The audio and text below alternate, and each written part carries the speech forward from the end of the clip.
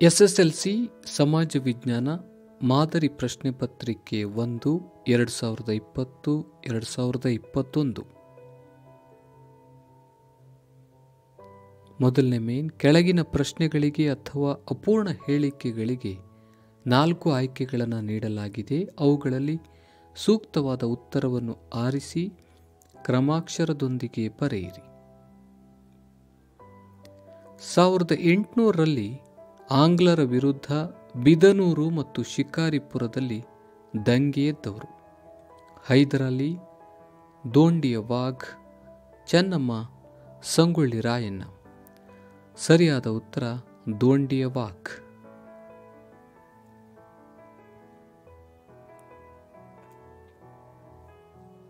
ಡೆರೋಜಿಯೋ ತನ್ನ ಶಿಕ್ಷಕ ವೃತ್ತಿಗೆ ರಾಜೀನಾಮೆ ನೀಡಲು ಕಾರಣ: ಅವರ ಸಹೋದ್ಯೋಗಿಗಳ ಮತ್ತು ಬೆಂಬಲಿಗರ ಒತ್ತಡ, ಅವರ ಅನಾರೋಗ್ಯ, ವೇದಗಳ ಅಭ್ಯಾಸದ ಮೇಲೆ ಅವರಿಗಿದ್ದ ಆಸಕ್ತಿ, ಇಂಗ್ಲೆಂಡಿಗೆ ಹಿಂದಿರುಗುವಂತೆ ಸರ್ಕಾರದಿಂದ ಒತ್ತಡ. ಉತ್ತರ ಎ, ಅವರ ಸಹೋದ್ಯೋಗಿಗಳ ಮತ್ತು ಬೆಂಬಲಿಗರ ಒತ್ತಡ.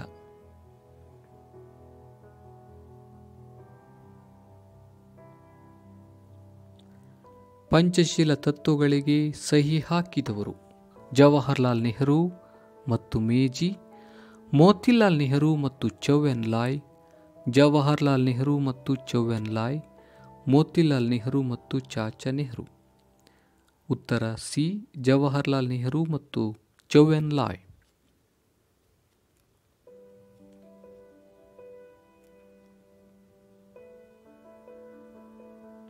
ವಲಸೆಯು ಇದರ ಒಂದು ಪ್ರಮುಖ ಲಕ್ಷಣವಾಗಿದೆ. ಸಂಘಟಿತ ವಲಯ ಕಾರ್ಮಿಕರು, ಅಸಂಘಟಿತ ವಲಯ ಕಾರ್ಮಿಕರು, ಬಾಲ ಕಾರ್ಮಿಕರು, ಮಹಿಳಾ ಕಾರ್ಮಿಕರು. ಸರಿಯಾದ ಉತ್ತರ ಅಸಂಘಟಿತ ವಲಯ ಕಾರ್ಮಿಕರು.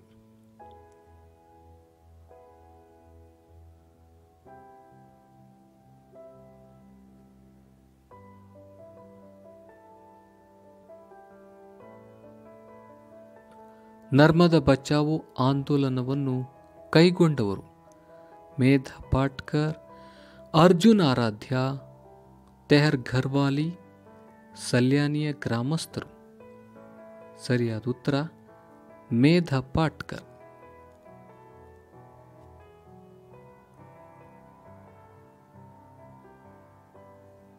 ನಾಗಾರ್ಜುನ ಸಾಗರ ಅಣೆಕಟ್ಟೆಯನ್ನು ಈ ನದಿಗೆ ಅಡ್ಡಲಾಗಿ ನಿರ್ಮಿಸಲಾಗಿದೆ: ರಿಹಾಂಡ್ ನದಿ, ಕಾವೇರಿ ನದಿ, ಸಟ್ಲೇಜ್ ನದಿ, ಕೃಷ್ಣಾ ನದಿ.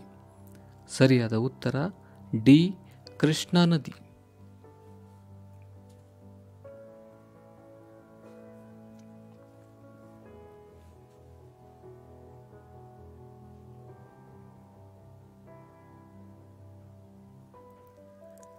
ಆಶ್ರಯ ಯೋಜನೆ ಜಾರಿಗೆ ತಂದ ಉದ್ದೇಶ: ಉದ್ಯೋಗ ಒದಗಿಸಲು, ವಸತಿ ಒದಗಿಸಲು, ವ್ಯವಸಾಯ ಭೂಮಿಯನ್ನು ಒದಗಿಸಲು, ಶಿಕ್ಷಣ ಒದಗಿಸಲು.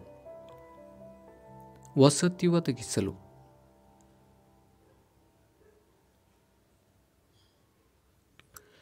ಗ್ರಾಹಕರ ರಕ್ಷಣಾ ಕಾಯ್ದೆ ಜಾರಿಗೆ ತಂದ ವರ್ಷ: 1976, 1986, 1963, 1960.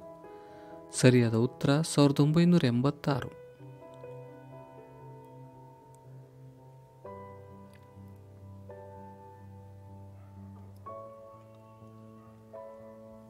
ಎರಡನೇ ಮೇನ್, ಈ ಕೆಳಗಿನ ಪ್ರಶ್ನೆಗಳಿಗೆ ಒಂದು ವಾಕ್ಯದಲ್ಲಿ ಪ್ರತಿಯೊಂದಕ್ಕೂ ಉತ್ತರಿಸಿ.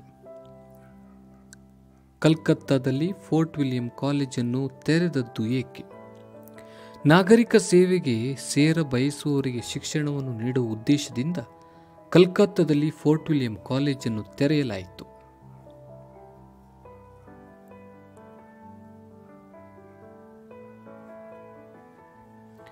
ಭಾರತದ ಉಕ್ಕಿನ ಮನುಷ್ಯ ಎಂದು ಯಾರನ್ನು ಕರೆಯಲಾಗಿದೆ? ಭಾರತದ ಉಕ್ಕಿನ ಮನುಷ್ಯ ಎಂದು ಸರ್ದಾರ್ ವಲ್ಲಭಭಾಯ್ ಪಟೇಲ್ ಅವರನ್ನು ಕರೆಯಲಾಗಿದೆ.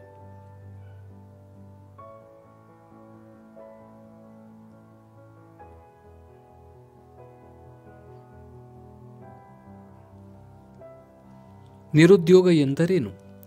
ನಿರುದ್ಯೋಗ ಎಂದರೆ ಕೆಲಸ ಮಾಡುವ ಸಾಮರ್ಥ್ಯ ಇರುವ ವ್ಯಕ್ತಿಗೆ ಉದ್ಯೋಗದ ಲಭ್ಯತೆ ಇಲ್ಲದಿರುವ ಪರಿಸ್ಥಿತಿಯಾಗಿದೆ.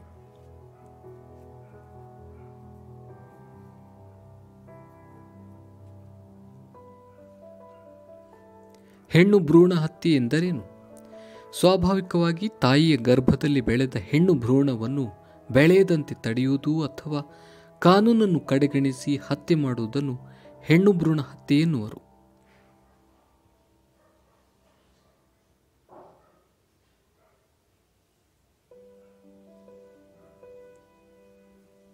ತೀರದುದ್ದಕ್ಕೂ ನಾವು ಏಕೆ ಮರಗಳನ್ನು ಬೆಳೆಸಬೇಕು? ಸಮುದ್ರ ತೀರದ ಸವೆತವನ್ನು ತಡೆಗಟ್ಟುವ ಸಲುವಾಗಿ ತೀರದುದ್ದಕ್ಕೂ ಮರಗಳನ್ನು ಬೆಳೆಸಬೇಕು.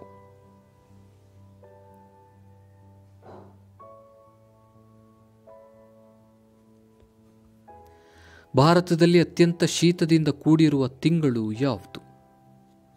ಜನವರಿ.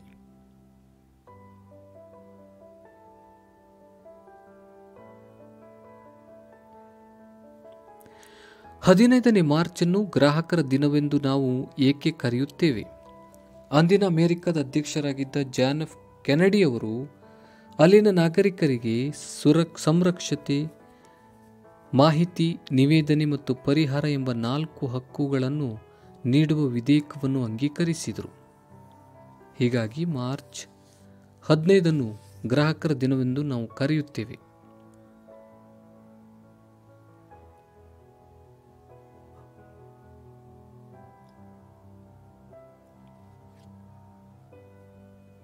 ರಾಷ್ಟ್ರೀಯ ಆದಾಯ ಎಂದರೇನು? ಒಂದು ವರ್ಷದ ಅವಧಿಯಲ್ಲಿ ದೇಶದಲ್ಲಿ ಉತ್ಪಾದಿಸಿದ ಎಲ್ಲ ಸರಕು ಸೇವೆಗಳ ಒಟ್ಟು ಮೌಲ್ಯವನ್ನು ರಾಷ್ಟ್ರೀಯ ಆದಾಯ ಎನ್ನುವರು.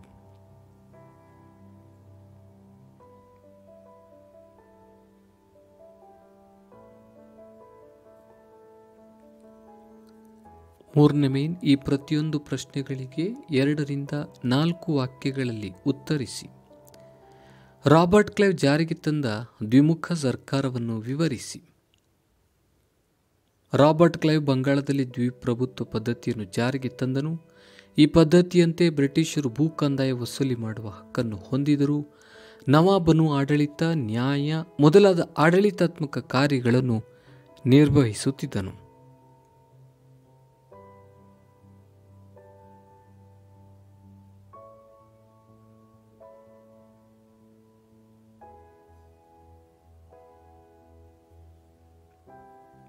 ಸತ್ಯಶೋಧಕ ಸಮಾಜವು ಪ್ರತಿಪಾದಿಸಿದ ಸುಧಾರಣೆಗಳು ಯಾವುವು? ಬ್ರಾಹ್ಮಣೇತರ ವರ್ಗಗಳಿಗೆ ಮತ್ತು ಸ್ತ್ರೀಯರಿಗೆ ಸಮಾನತೆಯ ಹಕ್ಕು. ಜ್ಯೋತಿಬಾ ಫುಲೆಯವರು ಗುಲಾಮಗಿರಿ ಮತ್ತು ಷಟ್ಕರೆಚ್ಚ ಅಸೂದ್ ಎನ್ನುವ ಗ್ರಂಥ ರಚಿಸಿದರು. ಶಾಲೆಗಳನ್ನು ಪ್ರಾರಂಭಿಸಿ ಶೂದ್ರರಿಗೆ ಮತ್ತು ಹೆಣ್ಣು ಮಕ್ಕಳಿಗೆ ವಿದ್ಯೆಯನ್ನು ನೀಡಿದರು. ತಮ್ಮ ಬಾವಿಯಲ್ಲಿ ಅಸ್ಪೃಶ್ಯರು ಮತ್ತು ಎಲ್ಲ ಜಾತಿಯವರಿಗೂ ನೀರು ಸೇದಿಕೊಳ್ಳಲು ಅವಕಾಶವನ್ನು ಕೊಟ್ಟರು. ಫುಲೆಯವರ ಈ ಪ್ರಯತ್ನದಲ್ಲಿ ಅವರ ಪತ್ನಿ ಸಾವಿತ್ರಿಬಾಯಿ ಫುಲೆಯವರು ಒತ್ತಾಸೆಯಾಗಿದ್ದರು. ಇವರ ಪ್ರಯತ್ನದಿಂದ ಹೆಣ್ಣು ಮಕ್ಕಳಿಗೆ ವಸತಿ ನಿಲಯವನ್ನು ಸ್ಥಾಪಿಸಲಾಯಿತು. ಸಮಾನತೆಯ ಆಶಯದ ತಳಹದಿಯ ಮೇಲೆ ಹೊಸ ಸಮಾಜದ ನಿರ್ಮಾಣವಾಯಿತು. ಇವೆಲ್ಲವುಗಳು ಸತ್ಯಶೋಧಕ ಸಮಾಜವು ಪ್ರತಿಪಾದಿಸಿದ ಸುಧಾರಣೆಗಳು.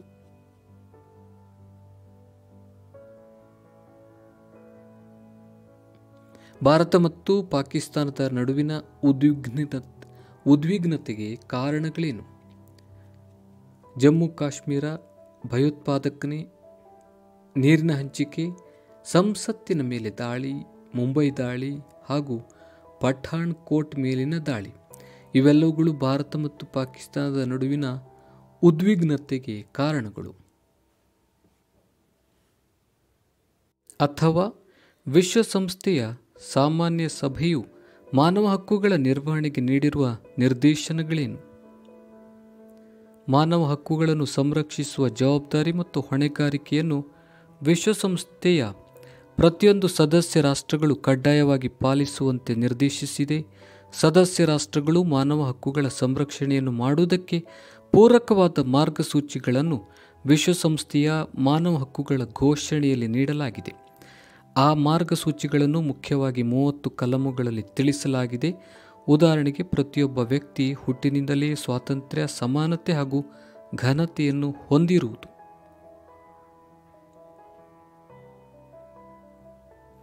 ಜೀವಿಸುವ ಸ್ವಾತಂತ್ರ್ಯ ಮತ್ತು ವೈಯಕ್ತಿಕ ಭದ್ರತೆ ಹೊಂದಿರುವುದು.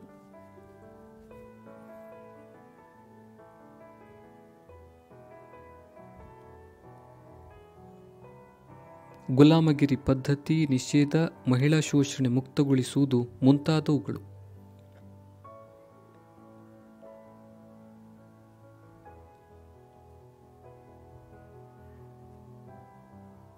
ನರ್ಮದಾ ಬಚಾವೋ ಆಂದೋಲನದ ಬಗ್ಗೆ ಬರೆಯಿರಿ.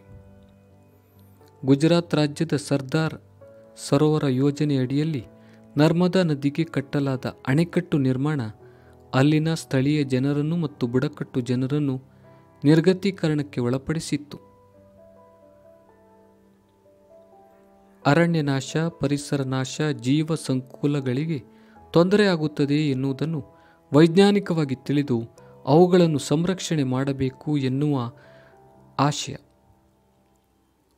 ಪರಿಸರ ಪ್ರೇಮಿ ಮೇಧಾ ಪಾಟ್ಕರ್ ಅವರ ನೇತೃತ್ವದಲ್ಲಿ ಅಣೆಕಟ್ಟು ನಿರ್ಮಾಣದ ವಿರುದ್ಧ ದೀರ್ಘಕಾಲ ಬಹುದೊಡ್ಡ ಚಳುವಳಿಯನ್ನು ನರ್ಮದಾ ನದಿಯ ಸುತ್ತಮುತ್ತ ನಡೆಸಲಾಗುತ್ತಿದೆ. ಇದೇ ನರ್ಮದಾ ಬಚಾವೋ ಆಂದೋಲನ.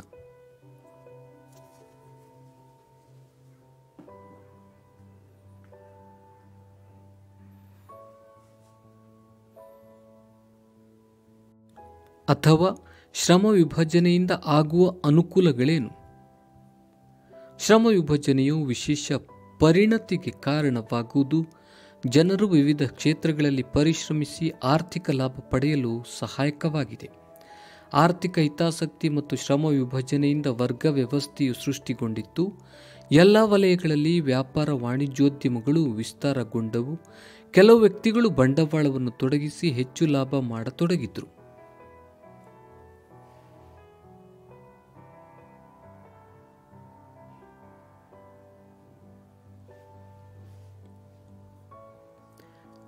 ಭಾರತ ವಾಯುಗುಣದ ಪ್ರಮುಖ ಋತುಗಳನ್ನು ತಿಳಿಸಿ. ಚಳಿಗಾಲ, ಬೇಸಿಗೆ ಕಾಲ, ಮಳೆಗಾಲ, ಮಾನ್ಸೂನ್ ಮಾರುತಗಳ ನಿರ್ಗಮನ ಕಾಲ.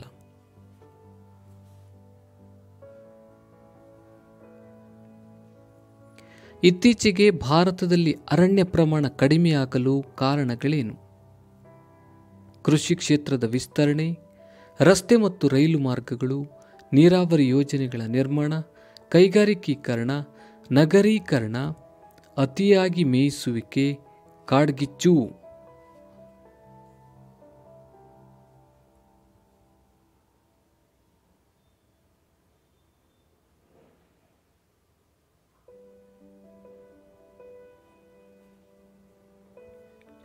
ಅನಾಭಿವೃದ್ಧಿಗೆ ಕಾರಣಗಳೇನು?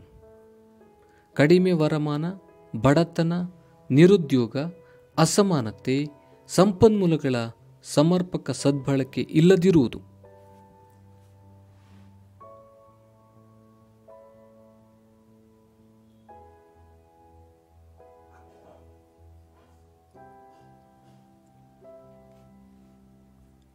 ಜಾನ್ ಎಫ್ ಕೆನಡಿ ನೀಡಿದ ಗ್ರಾಹಕ ಹಕ್ಕುಗಳು ಯಾವುವು? ಸಂರಕ್ಷತೆ, ಮಾಹಿತಿ, ನಿವೇದನೆ ಮತ್ತು ಪರಿಹಾರ.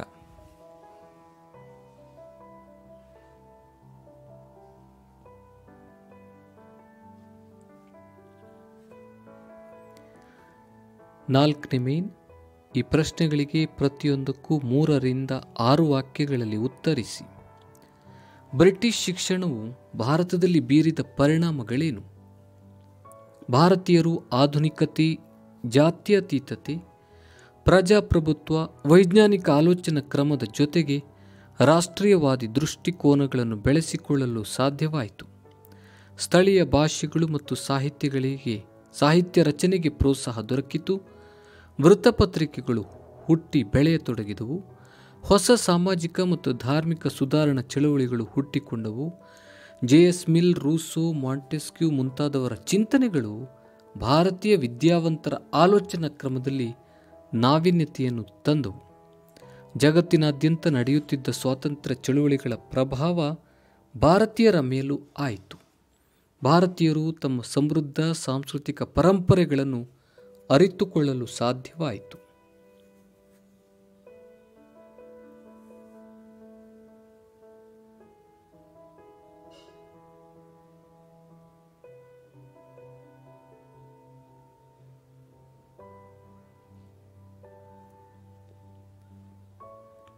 ಅಥವಾ ಭಾರತ ಸ್ವಾತಂತ್ರ್ಯ ಹೋರಾಟದಲ್ಲಿ ಕೊಡಗಿನ ಪುಟ್ಟಬಸಪ್ಪನ ಕೊಡುಗೆಗಳೇನು?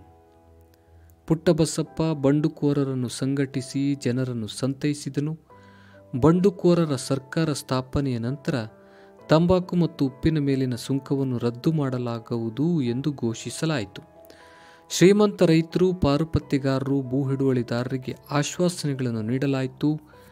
ಬೆಳ್ಳಾರಿಯಲ್ಲಿದ್ದ ಸರ್ಕಾರಿ ಕಚೇರಿಯನ್ನು ವಶಪಡಿಸಿಕೊಂಡು ಸರ್ಕಾರಿ ಅಧಿಕಾರಿಗಳನ್ನು ಬಂಧಿಸಿದ್ದು ಬಂಡಾಯದ ಪ್ರಥಮ ಹೆಜ್ಜೆಯಾಗಿದೆ. ಸುಳ್ಯ ಮತ್ತು ಆಸುಪಾಸಿನಲ್ಲಿ ಸಾಮಾನ್ಯ ಜನರಿಗೆ ಕಿರುಕುಳ ನೀಡುತ್ತಿದ್ದ ಅಮಾಲ್ದಾರನೋರ್ವನ ಹತ್ಯೆ ಪುಟ್ಟಬಸಪ್ಪನ ಜನಪ್ರಿಯತೆಯನ್ನು ಹೆಚ್ಚಿಸಿತ್ತು. ಬಂಡಾಯ ವ್ಯಾಪಕ ಪ್ರಚಾರ ಮತ್ತು ಬೆಂಬಲವನ್ನು ಪಡೆದುಕೊಂಡಿತು.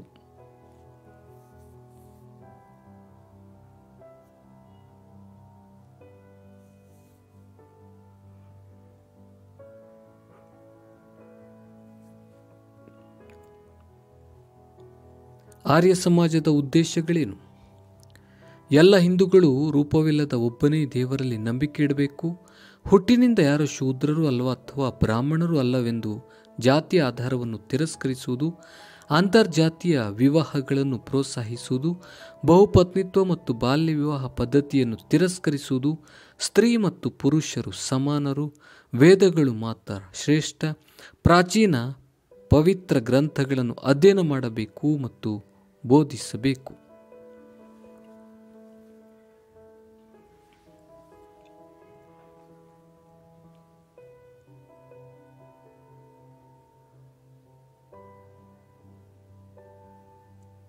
ಭಾರತದ ಪ್ರಥಮ ಸ್ವಾತಂತ್ರ್ಯ ಸಂಗ್ರಾಮಕ್ಕೆ ಕಾರಣವಾದ ಆರ್ಥಿಕ ಅಂಶಗಳನ್ನು ವಿವರಿಸಿ. ಇಂಗ್ಲೆಂಡಿನಲ್ಲಾದ ಕೈಗಾರಿಕಾ ಕ್ರಾಂತಿಯ ಪರಿಣಾಮವಾಗಿ ಭಾರತದ ಕರಕುಶಲತೆ ಮತ್ತು ದೇಶೀಯ ಕೈಗಾರಿಕೆಗಳು ಕ್ಷೀಣಿಸಿದವು. ಇಂಗ್ಲೆಂಡ್ ಕೇವಲ ವ್ಯಾಪಾರಿ ರಾಷ್ಟ್ರವಾಗಿರದೆ ಕೈಗಾರಿಕೆಗಳ ಕಾರ್ಯಾಗಾರವಾಯಿತು. ಭಾರತದಲ್ಲಿದ್ದ ಕರಕುಶಲಗಾರರು ನಿರುದ್ಯೋಗಿಗಳಾದರು.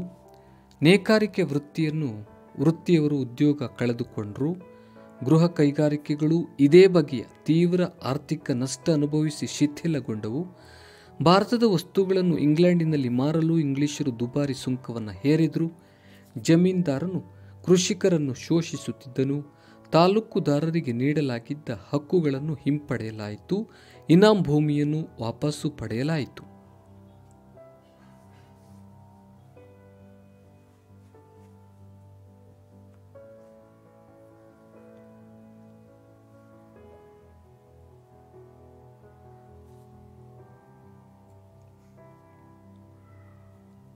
ಭಾರತದಲ್ಲಿ ನಿರುದ್ಯೋಗವನ್ನು ಹೋಗಲಾಡಿಸಲು ಕೈಗೊಂಡಿರುವ ಕ್ರಮಗಳು ಯಾವುವು?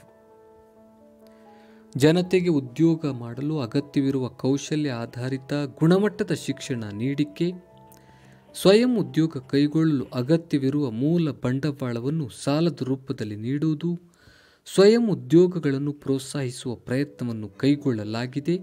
ಗುಣಮಟ್ಟದ ತಾಂತ್ರಿಕ ಶಿಕ್ಷಣ, ವೃತ್ತಿ ಶಿಕ್ಷಣಕ್ಕೆ ಮಹತ್ವ.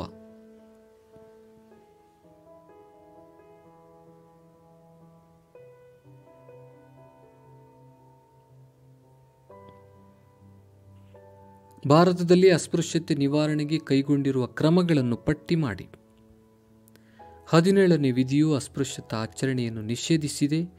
ಅಸ್ಪೃಶ್ಯತಾ ಅಪರಾಧಗಳ ಕಾಯ್ದೆ 1955, ನಾಗರಿಕ ಹಕ್ಕುಗಳ ಸಂರಕ್ಷಣಾ ಕಾಯ್ದೆ 1976. ಈ ಕಾಯ್ದೆಯ ಪ್ರಕಾರ ಅಸ್ಪೃಶ್ಯತೆ ಆಚರಣೆಯು ಶಿಕ್ಷಾರ್ಹ ಅಪರಾಧವಾಗಿರುತ್ತದೆ.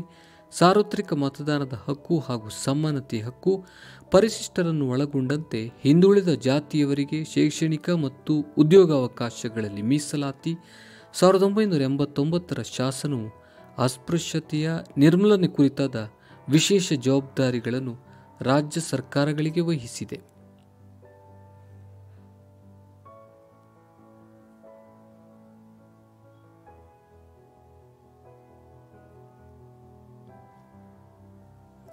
ಭಾರತದಲ್ಲಿ ಸಾರಿಗೆಯ ಪ್ರಾಮುಖ್ಯತೆಯನ್ನು ವಿವರಿಸಿ. ಸಂಪನ್ಮೂಲಗಳು ಮತ್ತು ಕೃಷಿ ಅಭಿವೃದ್ಧಿಗೆ ನೆರವಾಗುತ್ತದೆ. ಇದು ಕೈಗಾರಿಕಾ ಪ್ರಗತಿಗೆ ಉತ್ತೇಜನ, ಮಾರುಕಟ್ಟೆಯ ವಿಸ್ತರಣೆ, ದೇಶೀಯ ಮತ್ತು ವಿದೇಶಿ ವ್ಯಾಪಾರದ ವೃದ್ಧಿ, ಉದ್ಯೋಗ ಸೃಷ್ಟಿ, ಜನರ ಆದಾಯ ಮತ್ತು ಜೀವನ ಮಟ್ಟದ ಸುಧಾರಣೆ, ಪ್ರವಾಸೋದ್ಯಮಕ್ಕೆ ಪ್ರೋತ್ಸಾಹ, ರಕ್ಷಣಾ ಪಡೆಗೂ ನೆರವಾಗುತ್ತದೆ.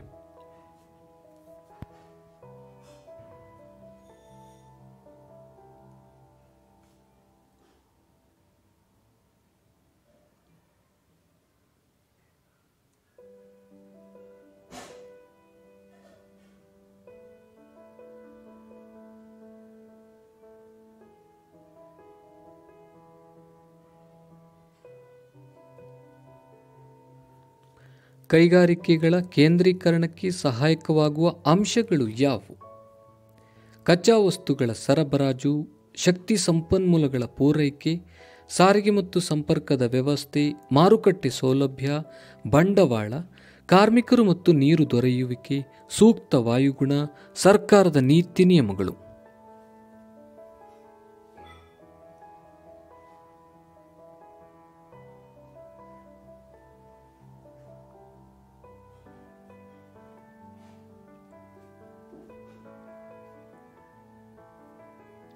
ಮಾನವ ಅಭಿವೃದ್ಧಿ ಸೂಚಕಗಳನ್ನು ವಿವರಿಸಿ.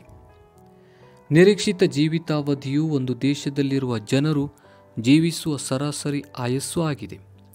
ಪೌಷ್ಟಿಕಾಹಾರ, ಆರೋಗ್ಯ ಮತ್ತು ನೈರ್ಮಲ್ಯ, ಸ್ವಚ್ಛ ಪರಿಸರ ಮುಂತಾದವುಗಳ ಲಭ್ಯತೆಯು ನಿರೀಕ್ಷಿತ ಜೀವಿತಾವಧಿಯನ್ನು ನಿರ್ಧರಿಸುತ್ತದೆ. ಶಿಕ್ಷಣದ ಮಟ್ಟವು ರಾಷ್ಟ್ರದ ಪ್ರಗತಿಗೆ ಪೂರಕವಾಗಿದ್ದು, ರಾಷ್ಟ್ರದ ಶಿಕ್ಷಣದ ಸಾಧನೆಯನ್ನು 25 ವರ್ಷಕ್ಕಿಂತ ಹೆಚ್ಚಿನ ವಯೋಮಾನದವರು ಪೂರ್ಣಗೊಳಿಸಿದ ಶಿಕ್ಷಣದ ಅವಧಿ ಹಾಗೂ 5 ವರ್ಷದ ಮಕ್ಕಳು ಪಡೆಯಬಹುದಾದ ಶಿಕ್ಷಣದ ಅವಧಿಯನ್ನು ಬಳಸಿ ಮಾಪನ ಮಾಡಲಾಗುತ್ತದೆ. ಅದೇ ರೀತಿ ತಲವರಮನ ಬಳಸಿ ಜೀವನ ಮಟ್ಟ ಅಳೆಯಲಾಗುತ್ತದೆ. ಈ 3 ಸೂಚಿಗಳ ಸರಾಸರಿಯೇ ಮಾನವ ಅಭಿವೃದ್ಧಿ ಸೂಚ್ಯಂಕವಾಗಿದೆ.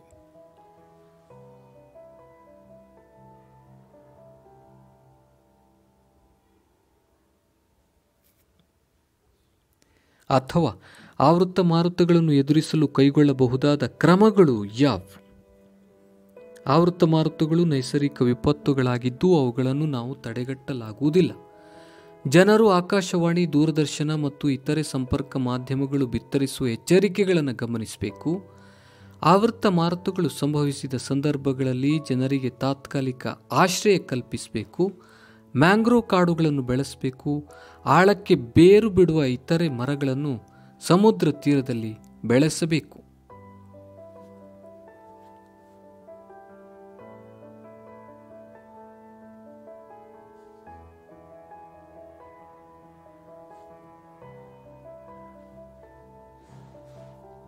ಅಥವಾ ಗ್ರಾಮೀಣ ಅಭಿವೃದ್ಧಿಯ ಪ್ರಾಮುಖ್ಯತೆಯನ್ನು ವಿವರಿಸಿ.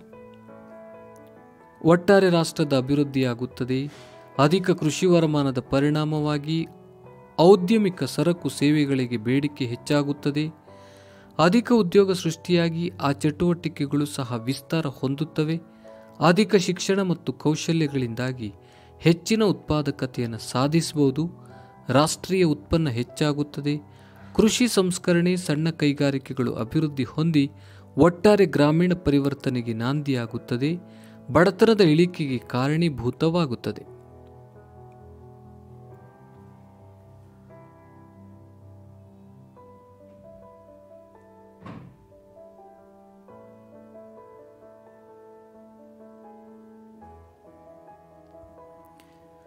ಗ್ರಾಹಕ ಸಂರಕ್ಷಣಾ ಕಾಯ್ದೆಯ ಮುಖ್ಯ ಉದ್ದೇಶಗಳನ್ನು ತಿಳಿಸಿ.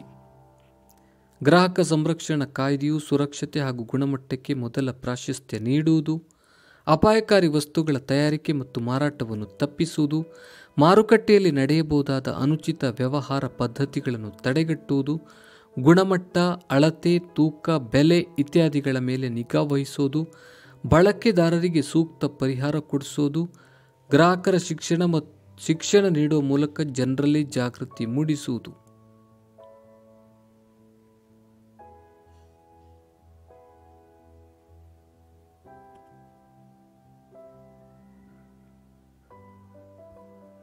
ಅಥವಾ ಬ್ಯಾಂಕುಗಳ ಗುಣಲಕ್ಷಣಗಳನ್ನು ತಿಳಿಸಿ.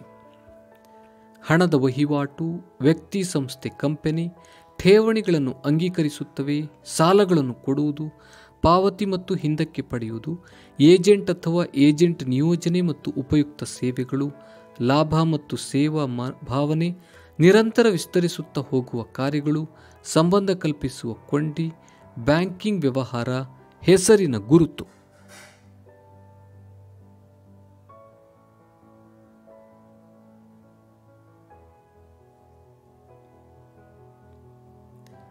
ಐದನೇ ಮೇನ್, ಈ ಪ್ರಶ್ನೆಗಳಿಗೆ ಪ್ರತಿಯೊಂದಕ್ಕೂ 8ರಿಂದ 10 ವಾಕ್ಯಗಳಲ್ಲಿ ಉತ್ತರಿಸಿ. ಭಾರತ ಸ್ವಾತಂತ್ರ್ಯ ಚಳುವಳಿಯಲ್ಲಿ ಮಂದಗಾಮಿಗಳ ಪಾತ್ರವನ್ನು ವಿವರಿಸಿ. ಸಾಂಪ್ರದಾಯಿಕವಾಗಿ ಭಾರತೀಯ ರಾಷ್ಟ್ರೀಯ ಕಾಂಗ್ರೆಸ್ನ ಪ್ರಾರಂಭದ 20 ವರ್ಷಗಳನ್ನು ಮಂದಗಾಮಿ ಯುಗ ಎನ್ನುತ್ತಾರೆ.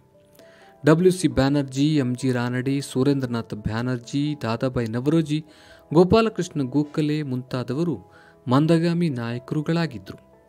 ಬ್ರಿಟಿಷ್ ಆಳ್ವಿಕೆ ಮತ್ತು ನ್ಯಾಯಪರತೆಯಲ್ಲಿ ನಂಬಿಕೆ ಇಟ್ಟಿದ್ದರು. ಸಾಂವಿಧಾನಿಕ ಚೌಕಟ್ಟಿನೊಳಗೆ ಪ್ರಾರ್ಥನೆ ಮತ್ತು ಮನವಿಗಳ ಮೂಲಕ ತಮ್ಮ ಬೇಡಿಕೆಗಳನ್ನು ಸರ್ಕಾರದ ಮುಂದಿಟ್ಟರು. ಜನರಲ್ಲಿ ರಾಜಕೀಯ ಎಚ್ಚರವನ್ನು ತರುವ ಪ್ರಯತ್ನ ಮಾಡಿದ್ರು.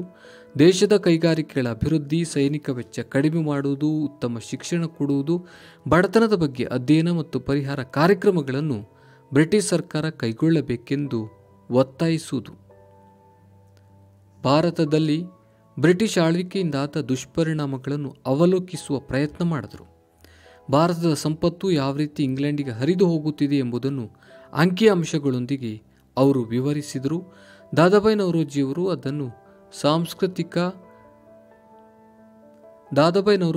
ಅದನ್ನು ಸಂಪತ್ತಿನ ಸೋರುವಿಕೆ ಸಿದ್ಧಾಂತ ಎಂದು ಕರೆದರು.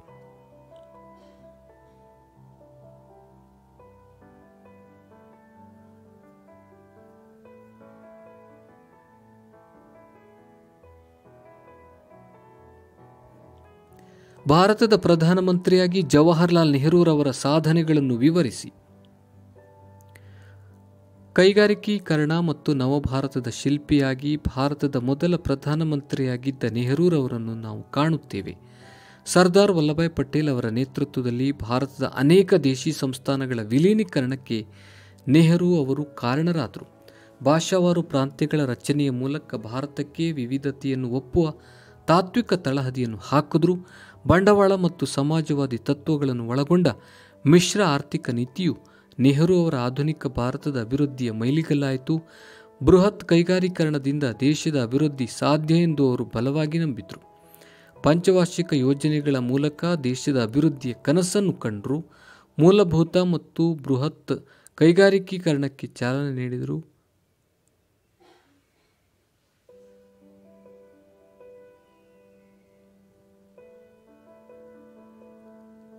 HG ಬಾಬಾ ಅವರ ನೇತೃತ್ವದಲ್ಲಿ ಭದ್ರ ತಳಹದಿಯನ್ನು ರೂಪಿಸಿದರು. ಪಂಚಶೀಲ ತತ್ವಗಳ ಆಧಾರದ ಮೇಲೆ ಶಕ್ತಿ ರಾಜಕಾರಣದಿಂದ ದೂರವೇ ಉಳಿದು ಶಾಂತಿ ಸಹಬಾಳ್ವೆಯ ಸೂತ್ರಗಳನ್ನು ಅನುಷ್ಠಾನಕ್ಕೆ ತರಲು ಕಾರಣರಾದರು.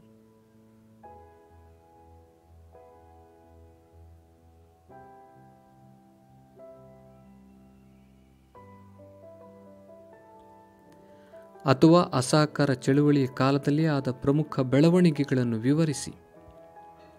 ದೇಶಬಂಧು ಚಿತ್ತರಂಜನ್ ದಾಸ್, ಮೋತಿಲಾಲ್ ನೆಹರು, ರಾಜೇಂದ್ರ ಪ್ರಸಾದ್ ಮೊದಲಾದ ಹಿರಿಯ ವಕೀಲರು ತಮ್ಮ ವಕೀಲ ವೃತ್ತಿಯನ್ನು ಬಿಟ್ಟರು. ವಿದ್ಯಾರ್ಥಿಗಳು ಶಾಲಾ ಕಾಲೇಜುಗಳನ್ನು ತೊರೆದರು. ಕಾಂಗ್ರೆಸ್ 1919ರ ಕಾಯ್ದೆಯ ಅಡಿಯಲ್ಲಿ ಪ್ರಾಂತ್ಯಗಳಿಗೆ ನಡೆದ ಚುನಾವಣೆಯನ್ನು ಬಹಿಷ್ಕರಿಸಿತು. ಕಾಶಿ ವಿದ್ಯಾಪೀಠ, ಗುಜರಾತ್ ವಿದ್ಯಾಪೀಠ, ಬಿಹಾರ್ ವಿದ್ಯಾಪೀಠ ಮತ್ತು ಜಾಮಿಯಾ ಮಿಲಿಯಾ ಇಸ್ಲಾಮಿಯ ರಾಷ್ಟ್ರೀಯ ವಿದ್ಯಾಲಯಗಳನ್ನು ಸ್ಥಾಪಿಸಲಾಯಿತು. ರವೀಂದ್ರನಾಥ್ ಠಾಗೋರರು ತಮ್ಮ ನೈಟ್ಹುಡ್ ಪದವಿಯನ್ನು ಬ್ರಿಟಿಷ್ ಸರ್ಕಾರಕ್ಕೆ ಹಿಂದಿರುಗಿಸಿದರು. ಮಹಿಳೆಯರು ಸೇರಿದಂತೆ ಜನಸಾಮಾನ್ಯರು ಕಾಂಗ್ರೆಸ್ ಹೋರಾಟಕ್ಕೆ ದೇಣಿಗೆ ನೀಡಿದರು. ವಿದೇಶಿ ವಸ್ತುಗಳನ್ನು ಮಾರಾಟ ಮಾಡುವ ಅಂಗಡಿಗಳ ಮುಂದೆ ಮುಷ್ಕರ ನಡೆಸಲಾಯಿತು ಮತ್ತು ವಿದೇಶಿ ಬಟ್ಟೆಗಳನ್ನು ಸುಡಲಾಯಿತು. 1921ರಲ್ಲಿ ಪ್ರಿನ್ಸ್ ಆಫ್ ವೇಲ್ಸ್ ರಾಜಕುಮಾರ ಬರುವ ಕಾರ್ಯಕ್ರಮವನ್ನು ವಿರೋಧಿಸಲಾಯಿತು.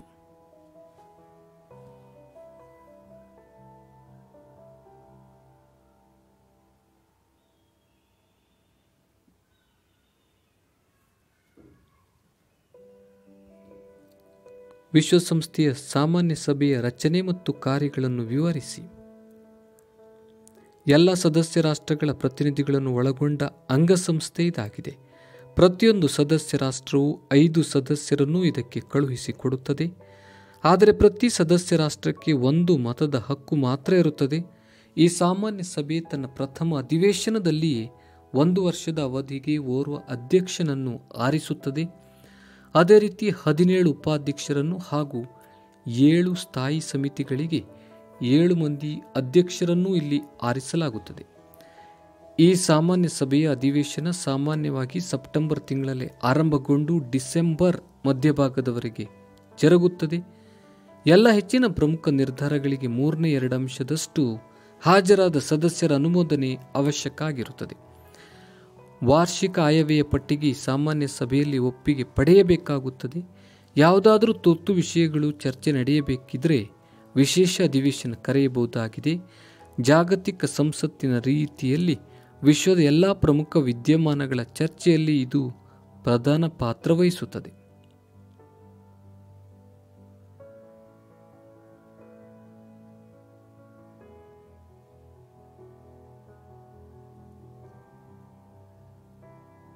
ಭಾರತದ ಭೂಬಳಕೆಯ ವಿಧಗಳನ್ನು ಪಟ್ಟಿ ಮಾಡಿ. ನಿವ್ವಳ ಸಾಗುವಳಿ ಪ್ರದೇಶ, ಅರಣ್ಯ ಪ್ರದೇಶ, ಕೃಷಿಗಾಗಿ ದೊರೆಯದ ಭೂಮಿ, ಪಾಳು ಭೂಮಿ, ಬಳಕೆಯಾಗದ ಕೃಷಿಯೋಗ್ಯ ಭೂಮಿ, ಕಾಯಂ ಹುಲ್ಲುಗಾವಲು ಮತ್ತು ಇತರೆ ಗೋಮಾಳ ಇತರೆ.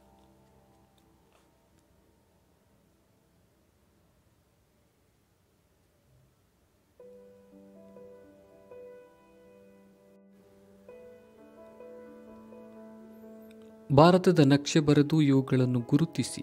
ಗೋವಿಂದ ಪಂತ್ ವಲ್ಲಭ ಸಾಗರ್, ಭಾರತದ ಚಹಾ ಬಂದರು, ಛತ್ರಪತಿ ಶಿವಾಜಿ ಅಂತಾರಾಷ್ಟ್ರೀಯ ವಿಮಾನ ನಿಲ್ದಾಣ, ನೀಲಗಿರಿ. ಎ. ಗೋವಿಂದ ಪಂತ್ ವಲ್ಲಭ ಸಾಗರ್, ಭಾರತದ ಚಹಾ ಬಂದರು. ಬಿ. ಸಿ. ಛತ್ರಪತಿ ಶಿವಾಜಿ ಅಂತಾರಾಷ್ಟ್ರೀಯ ವಿಮಾನ ನಿಲ್ದಾಣ. ಡಿ. ನೀಲಗಿರಿ.